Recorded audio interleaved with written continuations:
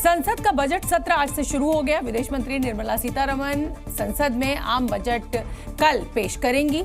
Budget सत्र के आगाज से पहले पीएम नरेंद्र मोदी ने खुलकर भारत के मामलों में विदेशी दखल की ओर इशारा किया और संसद में विपक्ष के हंगामों को लेकर तंज कसा। उन्होंने कहा कि जब से केंद्र में उनकी सरकार बनी है तब से ही एक तरह का ट्रेंड चल रहा है।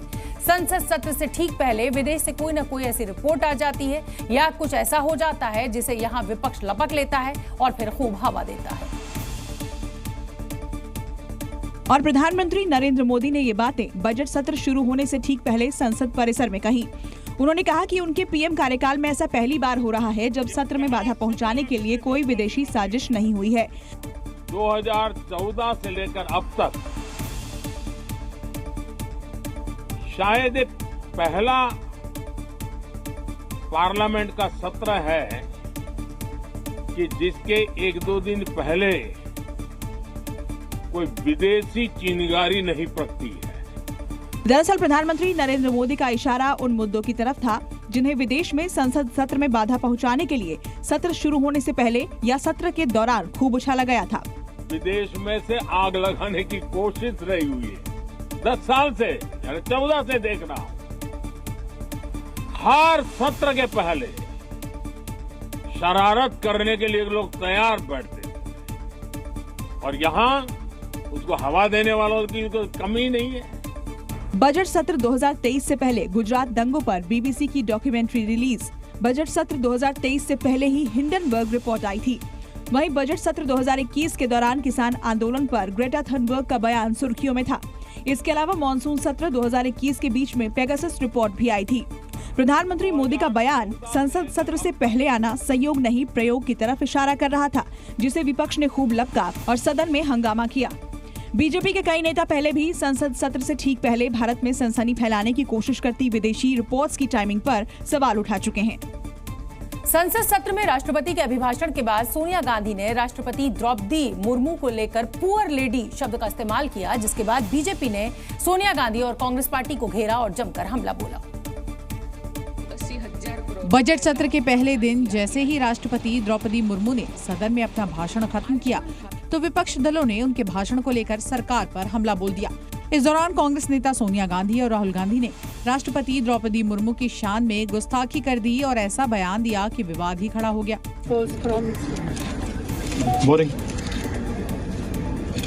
No comment. No, the president was getting very tired by the end. Repeating the same thing again and again. No, she could hardly speak properly. Sonia Gandhi और राहुल गांधी ने राष्ट्रपति पर निशाना साधा तो बीजेपी ने पलटवार किया। उनको माफी मांगनी चाहिए। देश की महिला राष्ट्रपति जी हैं, देश की एक आदिवासी महिला राष्ट्रपति हैं। हमारे उड़ीसा क्यों हैं? ये उड़ीसा का अपमान है, भारत की आदिवासी समाज के अपमान है। वहीं सोनिया गांधी के बयान के बाद राष्ट्रपति भवन ने भी सोनिया गांधी को जवाब देते हुए बयान जारी किया, जिसमें कहा गया कि सोनिया गांधी का बयान स्वीकार्य नहीं है। सोनिया गांधी के बयान में सच्चाई नहीं है। राष्ट्रपति अपने अभिभाषण के दौरान थकी नहीं थी। ऐसा बयान राष्ट्रपति के पद की गरिमा को ठेस पहुंचाते हैं। दुर्भावनापूर्ण और खराब बयान से बचना चाहिए। राष्ट्रपति बनने से पहले ही कांग्रेस द्रौपदी मुर्मू पर हमलावर रही है, लेकिन इतने बड़े संवैधानिक पद पर बैठी महिला पर विवादित बयान देकर सोनिया गांधी ने अपनी पार्टी को मुसीबत में डाल दिया है। संसद के बजट सत्र की शुरुआत हो चुकी है। कल यानी शनिवार को वित्त मंत्री निर्मला सीतारमण लोकसभा में बजट पेश करेंगी। बजट सत्र के दौरान विपक्ष कई बड़े मुद्दों पर सरकार को घेरने की तैयारी कर रहा है, तो वहीं इस सत्र में कई अहम बिल भी पेश करने के कयास लगाए जा रहे हैं। बजट सत्र के दौरान विपक्ष कई मुद्दों पर केंद्र सरकार को घेरता नजर आएगा। विपक्ष का आरोप है कि मोदी सरकार ने पहले भी गरीबों और किसानों के लिए कई योजनाओं की घोषणा की थी, लेकिन जमीनी स्तर पर इन योजनाओं का असर बहुत कम ही देखने को मिला है। इसके अलावा आर्थिक मंदी, महाकुंभ में भगदड़, महाकुंभ में वीआईपी को स्पेशल ट्रीटमेंट, वक्फ बोर्ड पर जेपीसी की रिपोर्ट, अम्बेडकर का अपमान, बढ़ती महंगाई और बेरोजगारी, किसान आंदोलन जैसे मुद्दों पर विपक्ष सरकार को घेरने की तैयारी कर रहा है। इश्यूज है, उनके बारे में बात नहीं करते, जवाब नहीं देते। पिछला सेशन देखा, चर्चा ही नहीं की। वक्फ बोर्ड पर जेपीसी की रिपोर्ट और महाकुंभ में भगदड़, बजट सत्र के दौरान इन दो मुद्दों पर सबसे ज्यादा हंगामे के आसार हैं। इतना बड़ा मुद्दा पार्लियामेंट में नहीं उठेगा, इसका कोई मतलब ही नहीं है। क्यों नहीं उठेगा? पूरी तरीके से उठेगा।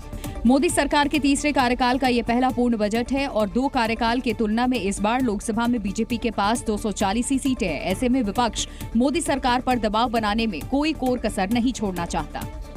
महाकुंभ में मौनी अमावस्या पर हुए हादसे को लेकर जहां एक तरफ न्यायिक आयोग की टीम हादसे की जांच में जुटी है, तो वहीं दूसरी तरफ महाकुंभ में हुई भगदड़ को लेकर सियासत भी अब तेज हो गई है।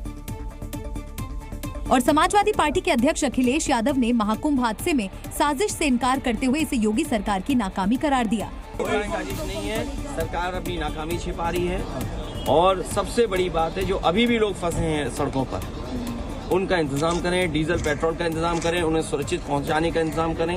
जब आपने प्रचार इतना किया तो इंतजाम क्या किया? महाकुंभ में मची भगदड़ को लेकर कांग्रेस भी व्यवस्था को लेकर योगी सरकार को सवालों के कटघरे में खड़ा कर दिया है।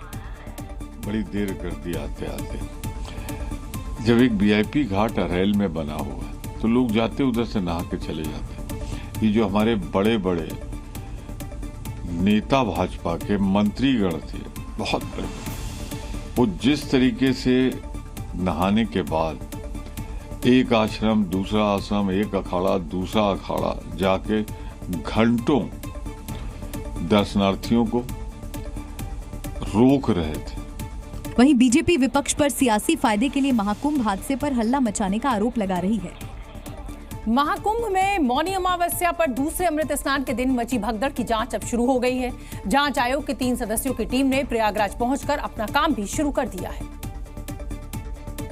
Retired justice Harsh Kumar, retired DGP V K Gupta, retired IAS D K Singh की 3 सदस्यीय टीम सर्किट हाउस पहुंची। न्यायिक आयोग की ये टीम भगदड़ की वजह, लापरवाही और जिम्मेदारी के एंगल से जांच कर रही है।